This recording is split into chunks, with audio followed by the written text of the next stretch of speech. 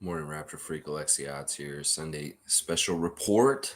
It's coming to you this Sunday, 9:30 a.m. Eastern Standard Time. Good morning, Alistair. I see what you've written in here already in the chat. Alistair saying Oklahoma City is going to strike gold with all them many picks. Now, really, my subject for today is about strategies for team building.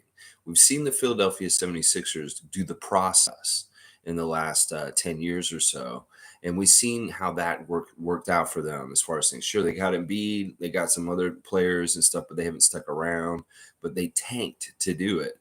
Now, there's other kinds of processes or strategies that teams are employing right now, and I don't agree with them. I just don't agree with them. I think they're very weird. And I really very happy that the Raptors have a different kind of philosophy than the teams that I'm going to talk about today. Because I really do feel like these teams are setting themselves to fail no matter what. That like it doesn't matter if they do well or not. You're going to fail at what they're doing because they're not doing the correct amount of team building in different areas of their roster. That, all right, specifically, I'm going to pick on the Oklahoma City Thunder today. Obviously, I have Chet Holmgren in my picture, and I'm just looking at what they're doing with their roster and their draft picks and having so many players and so much going on with them. And I'm just like, there's no focus here. There's no understanding of what the hell they're doing, honestly, is what I'm saying.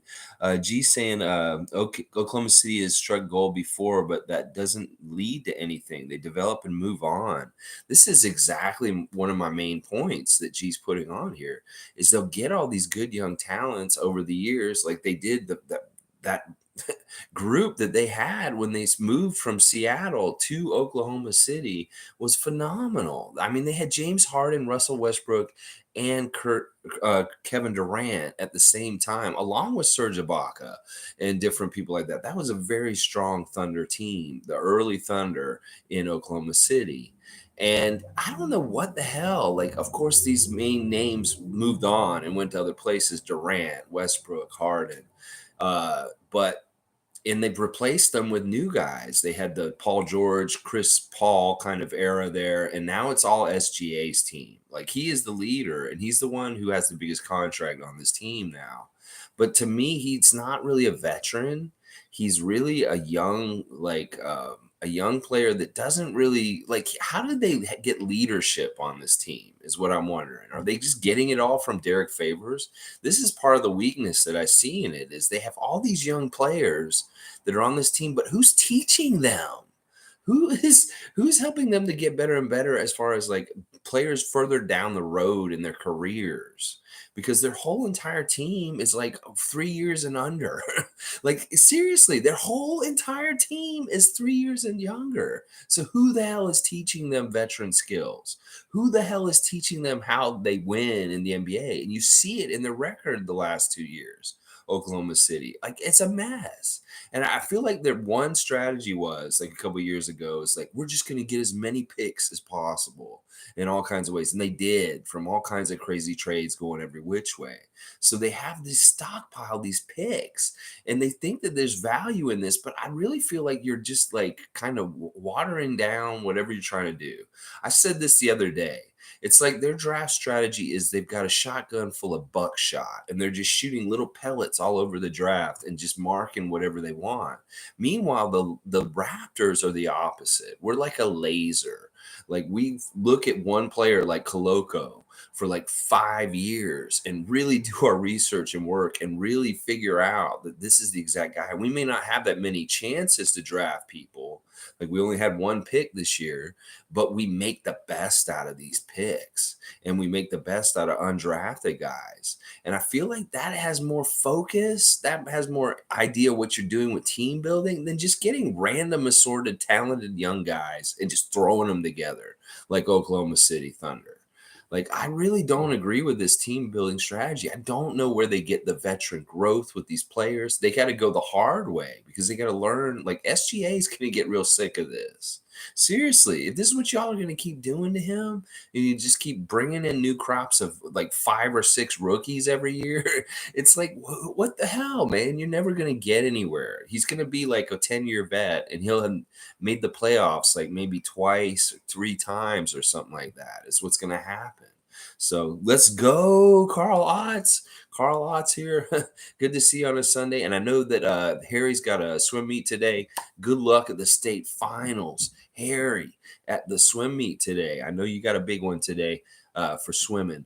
Yeah, like more on this Oklahoma City thing. It's like when they get one really good player, like usually this player will play for them for a little while and then they'll move on. Like they won't choose to go into a max deal with them like Shy did. Shy did go on a max deal with them and he is sticking around, but he may be the exception of the few. Like if he gets like 1 or 2 other guys with him on the team with him, then they stay. Maybe they can start building a nucleus. But oh my gosh, it's so bad. Jordan's here. Good to see Jordan. Maybe the owners are making a lot of money with the low salary cap. That's an interesting. Yeah, you know what? That probably is part of it. Is that they're really weird. Like they don't have to pay a lot of guys because they're all on rookie contracts. So there's none of these big, huge contracts other than SGAs. He has the only huge contract for Oklahoma City right now. Monique is here. Good morning to Monique. Jordan's also saying it would be cool if we had relegation like soccer to incentivize the teams to win. Oh, like with the G League. Wow, Jordan, this is really thinking out of the box. This is something for Thursday Think Tank. And I like what you're thinking, Jordan. Really creative idea that, yeah, if the NBA is really feeling like things are a little rough, hey, Oklahoma City, you better go play in the G League for a couple of years because you're not trying to build a competitive team in some ways, is what I'm saying. Wow. Wow. What an idea. Would that mean the 905 would get to play against the Raptors because they may move up and because they're one of the top G League teams that they may? I don't know how the logistics of this could work, but what a great outside the box idea. This is the kind of stuff I love on this channel when people bring something like this, what Jordan just said. That, yeah, but I don't know if it would work. Like there's a lot of different kind of money levels when you look at the NBA itself and the G League and stuff like that. How would it work? Who would bounce up and down? G saying, did you know Orlando didn't even work out Banchero? That is bizarre to me. Holy crap. I did not know that. What a factoid. G, well, I mean, listen, we can't expect, this is part of my whole thing that I want to talk about today also, is you're kind of leading me right into it. Because a team like Orlando and Houston are 2 of the teams that are really similar to Oklahoma City in some ways. These teams have been stockpiling high lottery picks and putting them on their teams too, and they're still not getting anywhere also. And maybe the reason why this is happening with Orlando or Sacramento is that they're just not capable front office, that they're really not very good at their jobs. And that, Banchero is probably going to be okay. This is probably a safe pick and stuff, but this is indicative of Orlando not necessarily doing their due diligence as a franchise to figure out, like, this is the first pick in the draft. You're going to mess around and pick a guy without even like meeting with him or anything like that. That is crazy, Orlando. And that just speaks to me that you may be the Sacramento Kings of the East. It's like they got the Kings on the West, and Orlando is that kind of team on the East. And like, I don't care how many good young players they have right now. It's a similar problem to what's happening with what I just talked about with the Thunder.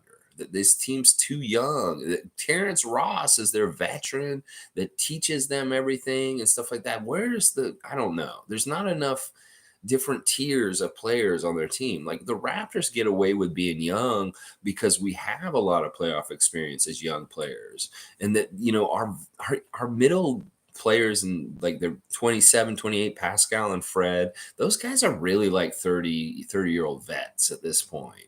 It's deceiving about us that we have different tiers of experience, even though our age may seem very young. And that's the thing. Scotty on our team needs older players like Fred to show him the way. Who is showing the way in Oklahoma City? Who is showing the way in Orlando? I don't get it. I don't get this kind of team building. You need a little bit more balance with your age. And maybe like I don't know what they're gonna do in training camp with Oklahoma City. They have like 30 players on their roster right now. And they gotta cut people that were draft picks and all this kind of stuff. I I just don't agree with the buckshot method. That's what I'm gonna call it, the buckshot method. The method of just getting a whole bunch of picks, stockpiling them, and just bringing in tons and tons of people over and over again every year. Oh my gosh, that is bizarre to me too, G.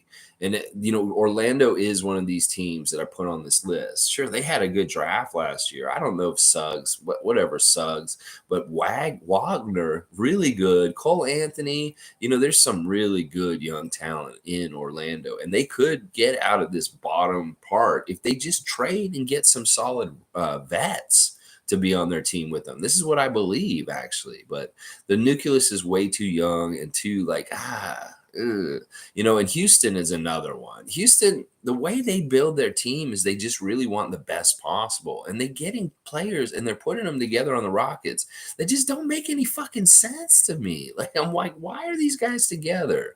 Like, they don't make sense. They're not going to make the equation that you're putting together in Houston does not equate a winning team. It's like, well, this person with this person, this person. It's like, I'm scratching my head.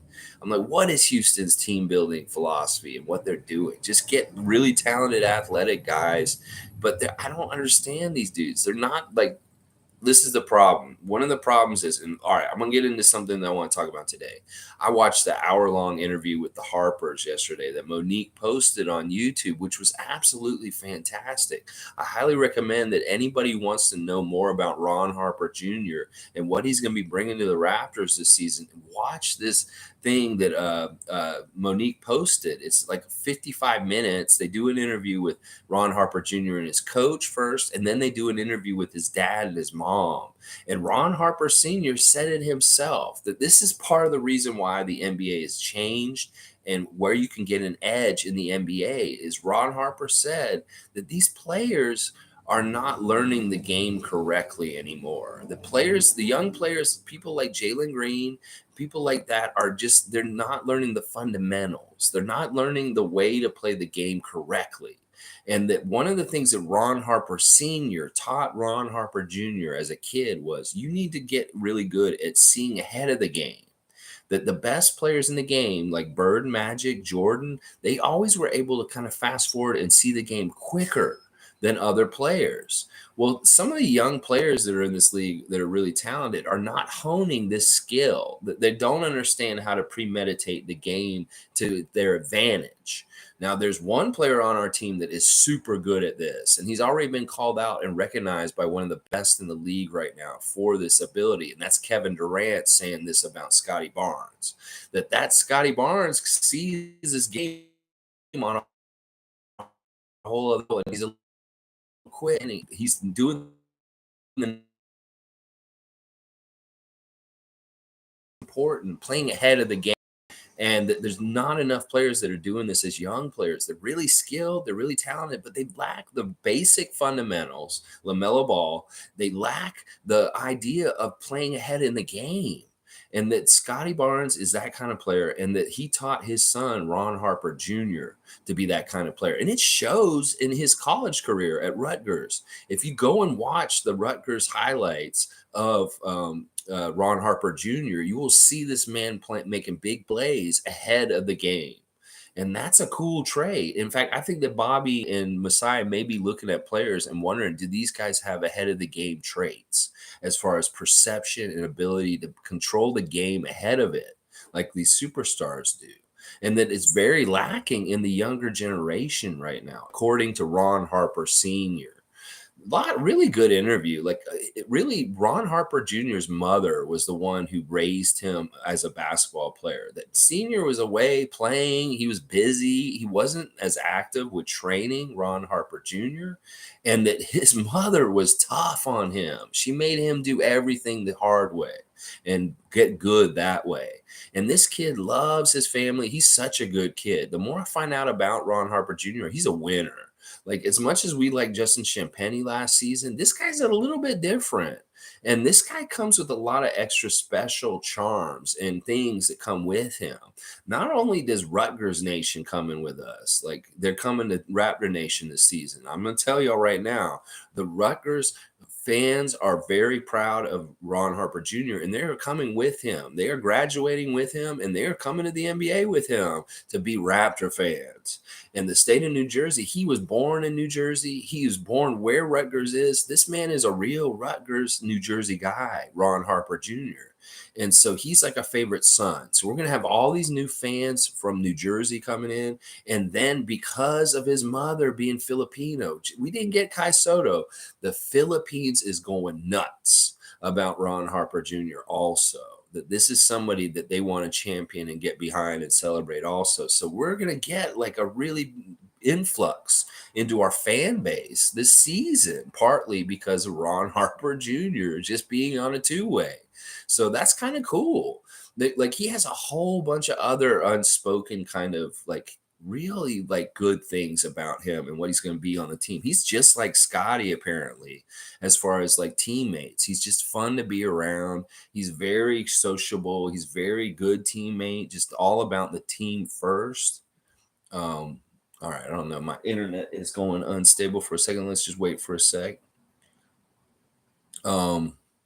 I hope it's just going through. I don't know. I'm just going to go ahead and wait until that says it's unstable and stop saying unstable.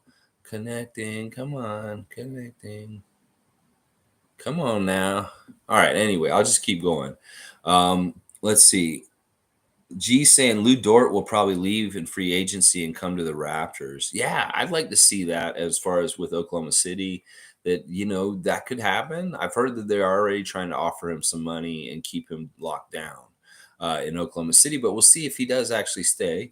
Let's see. G saying Ron can be a very good pickup. His fights through contact too and not afraid of the moment. He's a baller. That's the thing. He's a winning mentality baller, and he's the kind of player that has that kind of moxie to try and do stuff and special stuff and like quick moments. Like he showed it at Rutgers and stuff like that. So I'm excited about Ron and the intangibles he can bring. And then Monique saying so much great articles on Ron Jr. out there. Yeah, there's a lot of great material out there on Ron Jr. I'm not sure what's going on with my internet right now, guys. I want to try and